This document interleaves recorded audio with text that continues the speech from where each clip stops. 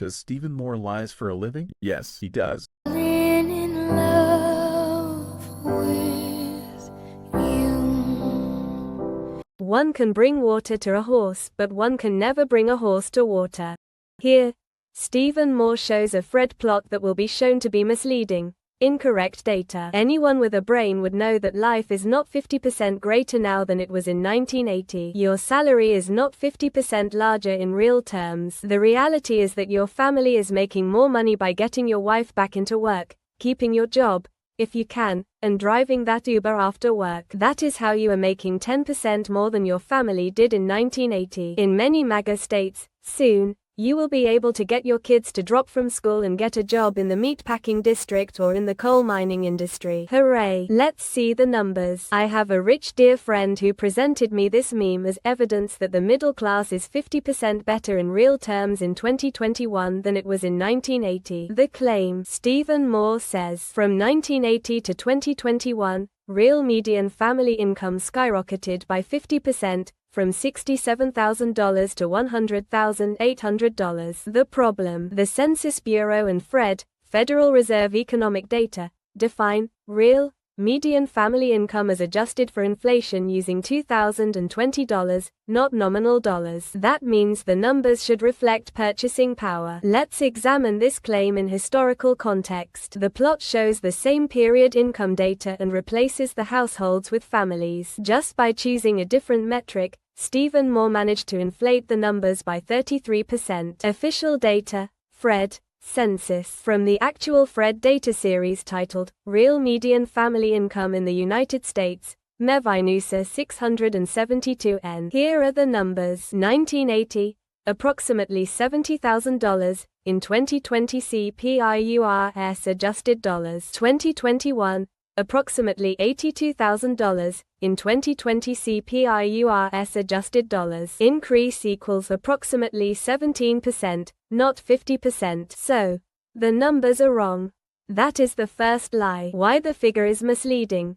Even with $2021 cherry-picked start and end years, he compares 1980 to 2021, a span that starts just after a recession plus inflationary shock, ends right before a post-COVID inflation spike. This amplifies the apparent gain, but smooth the curve and you'll see stagnation from 2000 to 2015, big jump after 2015, a short, recent surge. If we pick a more representative midpoint, for example 2000, the growth is far smaller, or even flat for long stretches. Doesn't adjust for family composition changes. In 1980, families were more likely to have a single breadwinner. In 2021, the median family likely has 2 full-time workers, so a 50% increase in family income could mean no per-person gain. You're comparing a 1-income household to a 2-income household. Distributional effects hidden by the median. Even if median income rose 50%, the bottom 50% may have gained nothing. Most gains went to top 10% and top 1%, per CBO and Pew data. This is why people say the middle class hollowed out, not because the median fell, but because the bottom stagnated, the top exploded. He cites, largest gain in history, which is false. Look at the graph. The steepest climb was 1950 to 1973, post-World War II boom, not 1980 to 2021. That period saw real wage growth across all percentiles, expanding unionization, low inequality. That was the golden era for the middle class. The gain since 1980 is delayed, uneven, mostly recent, unequally distributed. Relevant information. During the golden age of income growth, the highest tax bracket was 92%, and at that bracket rate we wouldn't have someone like Elon Musk usurping the presidency. So did middle class income improve? Technically,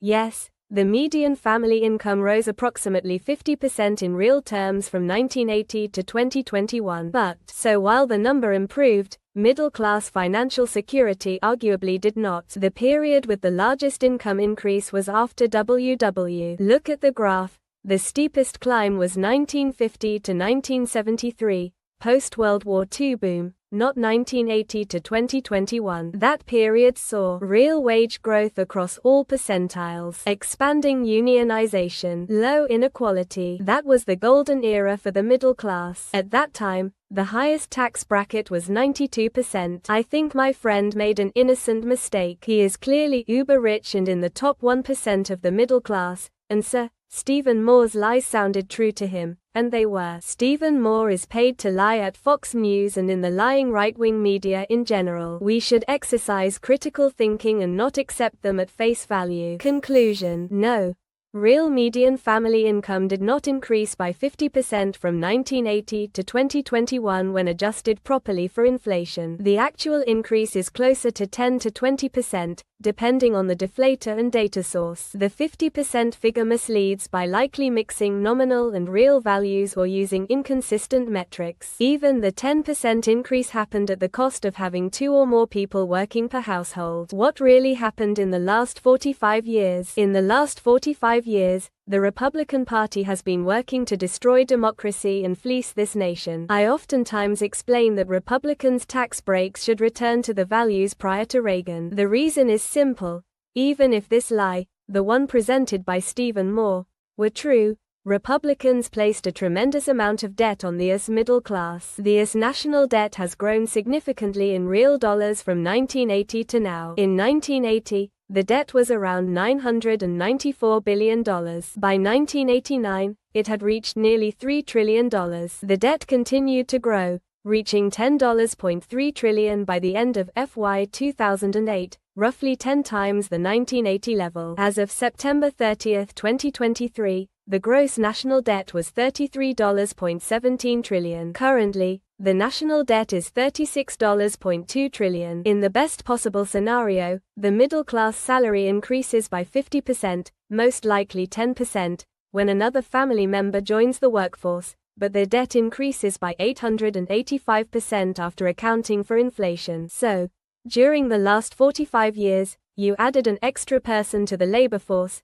Perhaps you now have 2 jobs and your family total income increased by 10%. While that happened, tax breaks lead to the increases of your part in the national debt by 885%. So compare your hard work with the effortless tax breaks yielding 88.5 times better results. Currently, the national debt is $36.2 trillion. In the best possible scenario, the middle class salary increases by 50%, most likely 10%, when another family member joins the workforce, but their debt increases by 885% after accounting for inflation. In other words, one cannot just look at how much money you are making. You have to pay attention to your debt. The lack of tax payments by Elon Musk, for example, allowed him to accumulate $450 billion.